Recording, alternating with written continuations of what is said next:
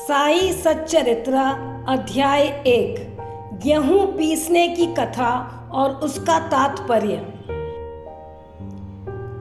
श्री हेमाडपंत प्रथम श्री गणेश को साष्टांग नमन करते हैं, फिर भगवती सरस्वती को, फिर ब्रह्मा विष्णु और महेश को नमन करते हैं, फिर अपने गुरु माता पिता और घर के अन्य सदस्य को नमन करते हैं।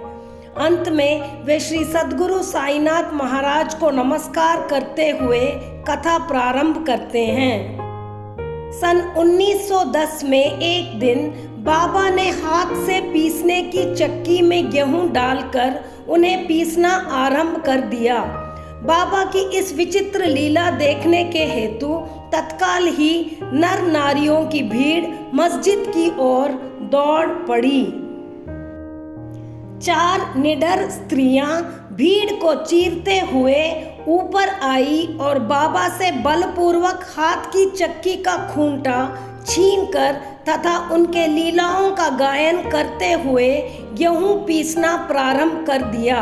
पहले तो बाबा क्रोधित हुए, फिर उनकी भक्ति बाल को देखकर वे शांत होकर मुस्कुराने लगे।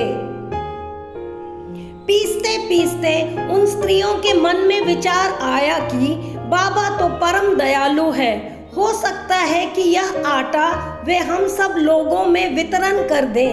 इन्हीं विचारों में मग्न रहकर उन स्त्रियों ने पीसा हुआ आटा को 4 समान भागों में विभक्त कर लिया और अपने अपने भाग को लेकर वहां से जाने की तैयारी करने लगे। अभी तक शांत मुद्रा में विमग्न बाबा क्रोधित हो उठे और उन स्त्रियों को अपशब्द कहने लगे। क्या कोई कर्जदार का माल है जो इतनी आसानी से उठाकर लिए जा रहे हो? इस आटे को जाकर गांव के सीमा पर बिखेर दो।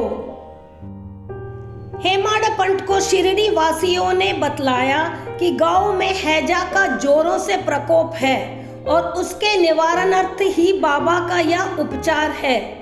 हैजा की बीमारी को ही पीस कर नष्ट भ्रष्ट कर दिया गया है।